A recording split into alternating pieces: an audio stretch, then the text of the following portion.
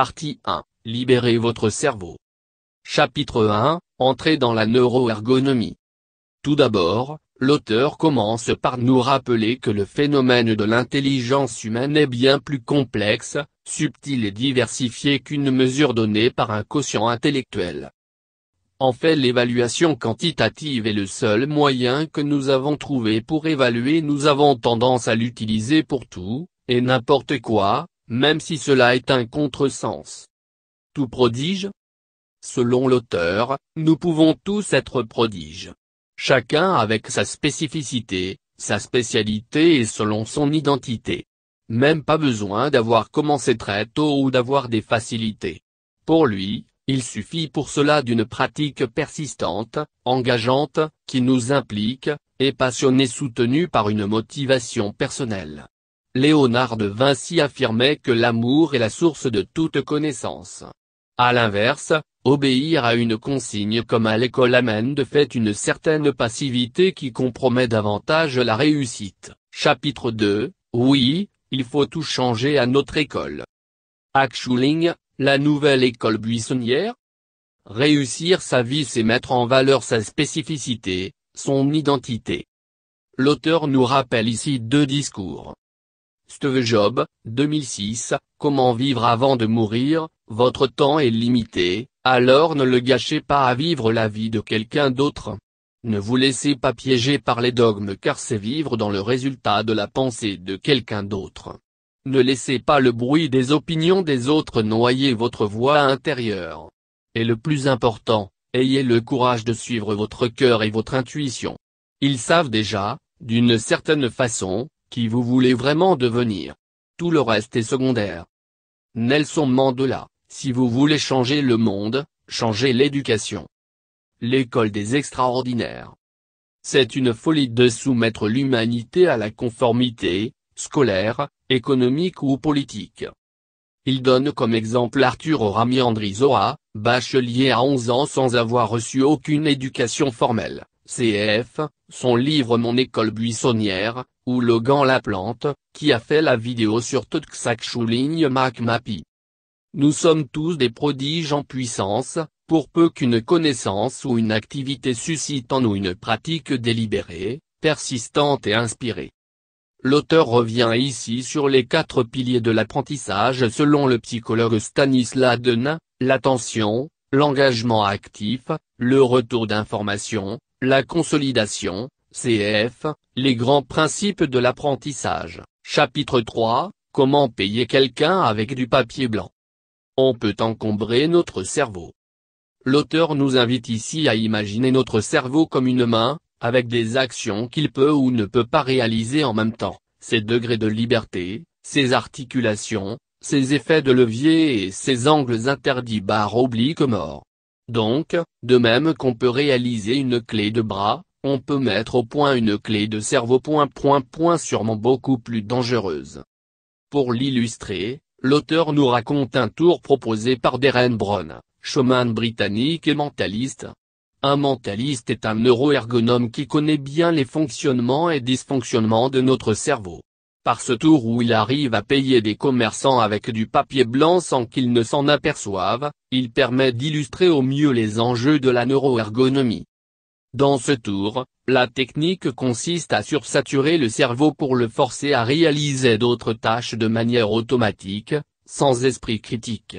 C'est ainsi qu'il a pu payer une bague de $5000 chez un bijoutier avec des papiers blancs. Il lui a suffi d'encombrer l'esprit du bijoutier avec une tâche spatiale un peu difficile et de le manipuler grâce à la formulation de certaines phrases de persuasion. Cela fonctionne parce que notre cerveau ne peut pas faire deux choses en même temps. J'avais déjà appris cela par ailleurs, que le multitasking n'existait pas ... même pour les femmes. Comme l'a dit une sagesse profonde, plus vous essayez de rentrer dans le moule, plus vous allez ressembler à une tarte.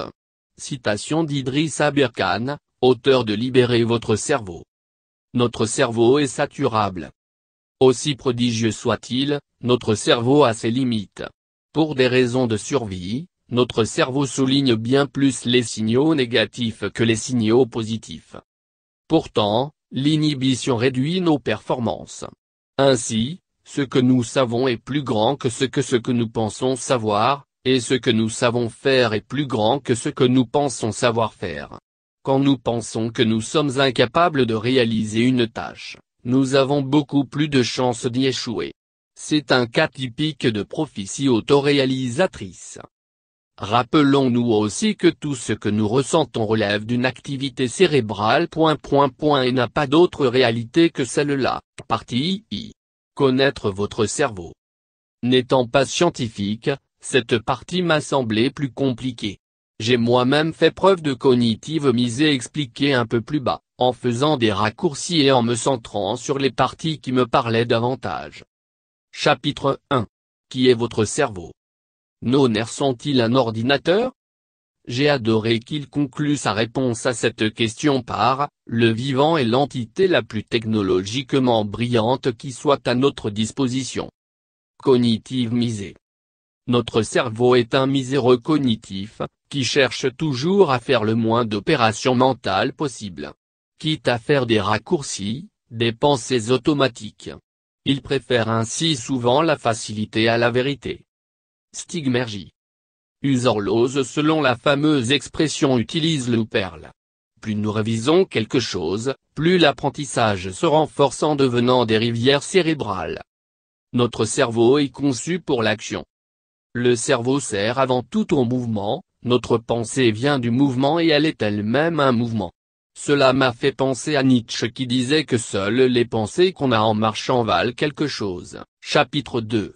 La neuroergonomie pour l'économie des connaissances. Transférer de l'information, créer du savoir. Quelle est la différence entre information et savoir? L'information est ponctuelle, le savoir et la connaissance sont reproductibles. Le problème est que nous produisons plus de connaissances que nous pouvons en transférer. Nous avons besoin de modes pour mieux transférer la connaissance ... et donc apprendre en groupe la vérité est comme un miroir brisé dont chacun possède un petit morceau, et surtout donner envie d'apprendre. Cet effet au haut de l'apprentissage peut s'illustrer par les 3 étapes d'une bonne conférence. Les techniques pour apprendre sont les mêmes que celles d'un bon restaurant, basées sur l'émerveillement. La surprise, ça je ne le savais pas. Le contentement, je suis bien content de le savoir. La frustration, donner faim, j'ai envie d'en savoir plus. La loi de Pseudo-Platoff. Il y a 3 règles concernant les échanges de savoir. Ils sont à somme positive. Donc pas de rivalité ni de perte pour les apprentissages. Quand on partage un bien matériel, on le divise, quand on partage un bien immatériel, on le multiplie. Ils prennent du temps. Ils ne sont pas linéaires, si on ajoute un savoir à un autre, ça ne fait pas 2 savoirs mais 3. Chapitre 3. Dans l'éducation. L'auteur affirme sur un ton déterminé qu'il ne faut pas forcer le cerveau à ressembler à notre école, gavage et conformité, il faut forcer notre école à ressembler à notre cerveau. Il nous rappelle aussi la citation de Steve Jobs, quand vous aurez compris que le monde qui vous entoure a été construit par des gens qui ne sont pas plus intelligents que vous, et que vous pouvez le transformer, votre vie ne sera plus jamais la même. C'est une des clés importantes pour libérer votre cerveau. Chapitre 4. Jouer, travailler, vivre. Jouer est partout et de tout temps la meilleure façon d'apprendre. La preuve en est que toutes les espèces utilisent cette méthode formidable. Le plaisir est une condition primordiale pour potentialiser les apprentissages et la can-do-attitude. Malheureusement, les institutions peuvent encourager, volontairement ou non, l'impuissance apprise, qui est la can-do-attitude. Ajoutez à cela que l'ego est le plus grand destructeur de valeur dans une institution. Le résultat de tout cela n'est pas toujours beau à voir. Pourtant, notre cerveau choisit souvent de rester dans l'institution, quitte à être dans le faux. Il préfère le malsain connu à un monde sain mais inconnu. Chapitre 5. Marketing, politique et journalisme. Le marketing contemporain repose sur la frustration permanente. Cette frustration est dangereuse parce qu'elle porte en elle une possibilité de violence. Concernant le journalisme, il est important de prendre en compte les 4 biais de l'information. Biais de la confirmation, ce que nous appelons fait est en fait un souvenir. Notre cerveau nous encourage à former des souvenirs partiaux en faveur de nos croyances et à oublier ce qui nous déstabilise. Biais de la mémorisation, nos souvenirs, en plus d'être partiaux, sont peu fiables.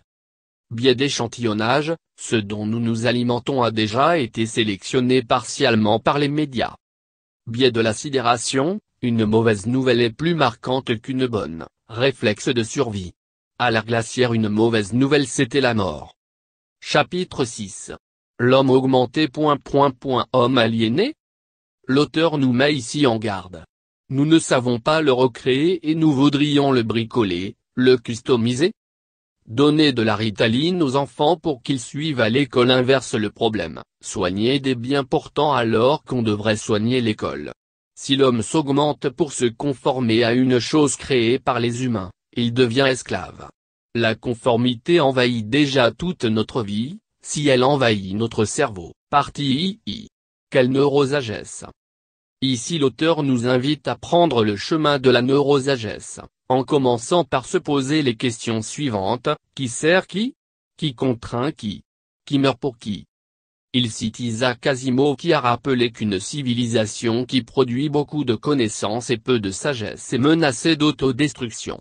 Rabelais nous avait déjà dit avant science sans conscience n'est que ruine de l'âme. L'humain est plus grand que toutes ses créations, école, hôpital. Dans ce chapitre, il commence par nous présenter son propre parcours. Ses études universitaires sont impressionnantes, Université Paris-Saclay, l'école normale supérieure, qu'il décrit comme l'enfer, l'université de Cambridge le paradis, et de Stanford. Son premier doctorat a porté sur la géopolitique de la connaissance, son deuxième de la présence soufie dans la littérature occidentale et le troisième en préparation sur la contribution de la neuroergonomie et du biomimétisme à l'économie de la connaissance. C'est suite à une dépression nerveuse qu'il s'est intéressé à la neuroergonomie. C'est pour lui une invitation à observer sa propre vie mentale, sa propre subjectivité pour éviter qu'elle ne prenne le contrôle.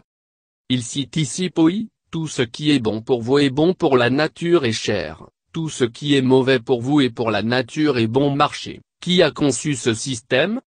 Nos nerfs ne sont pas faits pour être pressés. La neuroergonomie sert à nous rendre conscients que certaines pratiques mentales peuvent endommager le fonctionnement de notre cerveau. Mon cerveau est sacré, mes nerfs sont sacrés, ce ne sont pas à mes nerfs plus de servir ton système mais à ton système de servir mes nerfs. Nous avons beaucoup de mal à apprécier ce que nous pouvons obtenir pour rien, cerveau, en confondant prix et valeur et rareté.